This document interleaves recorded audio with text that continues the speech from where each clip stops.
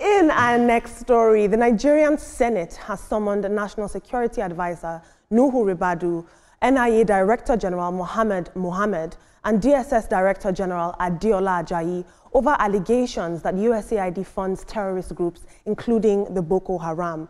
Now, the security chiefs are expected to brief the Senate behind closed doors on the credibility of these claims, which are also under investigation by the US government. And of course, we've seen this story all day, but I want to take social media reactions. Nigerians are debating the implications of these heavy and possibly damning allegations.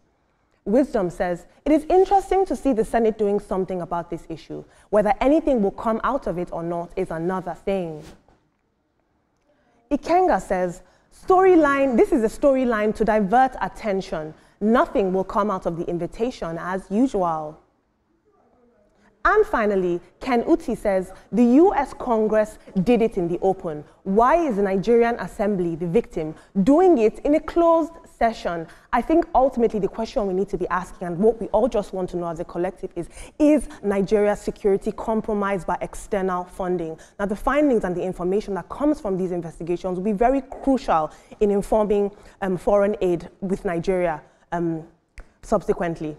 In our final story, in a historic move, some good news for you guys, the Netherlands has agreed to return 119 stolen Benin bronzes to Nigeria, more than a century after they were looted during the 1897 British punitive expedition. Now, the official transfer agreement was signed on Wednesday at the World Museum in Leiden, with the Netherlands Embassy in Abuja confirming that the artifacts are expected to arrive in Nigeria later this year.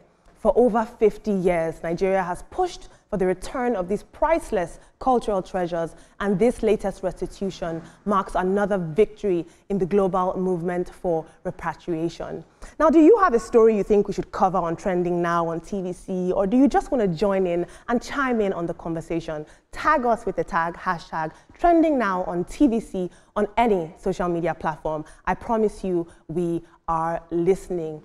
I'm going to take some tweets now about the Benin bronzes being returned. They said they should also give back the revenue that they made with it.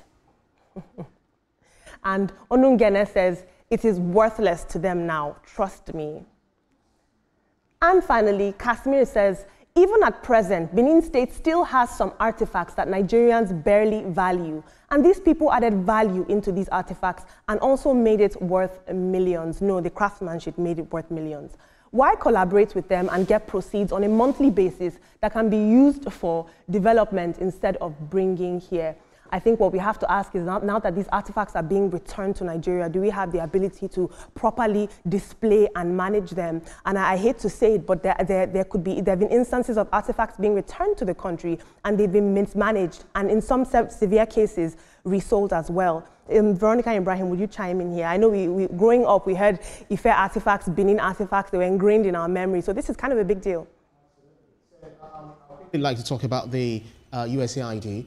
I think it's really a broader issue that we need to do proper investigation. If there is merit in these allegations, the US ambassador ought to be, invited for questioning, and then we'll have to review our bilateral relations with the US, because a country cannot contribute to this insecurity of another country and expect that they go scot-free. So we also would like to report this to the ICJ or the ICC and take this beyond the mere face value. So that's just the way I see it. And the West has really done so much against the African continent. Imagine our artifacts since 1897. Come on, this is really sad. So when it comes back, when we receive, because we received some in Germany, 22 of them, we also got from France and some other countries. So we hope that we manage this very, very well when they return it back to the country. Well, we've been seeing how these artifacts have been managed in Benin City in particular. Know how they place so much value on some of these artifacts, and they have a museum where some of these artifacts were kept, and it even stirred up a controversy between the governor and the monarch, the Oba of Benin, at some point. I think that was 2 years ago, and that issue really caused some tension. So I believe that this matter of the returning of the artifacts, especially to Benin, is something that they will handle appropriately because they have been doing that. Now to the other issue of the USAID. The Senate has said they have called the National Security Advisor and every other person involved in our security. I am not confident if we'll get to the end of this matter because of the complexity of this case. We've had several issues that we have said we are inviting people to talk about, investigate, and at the end of the day, there is no logical conclusion and to bring people to account with regards to what was done. So I'm just waiting to see what happens at the end of the day. All right. Thank you, Olamide, for bringing us those stories. You're welcome.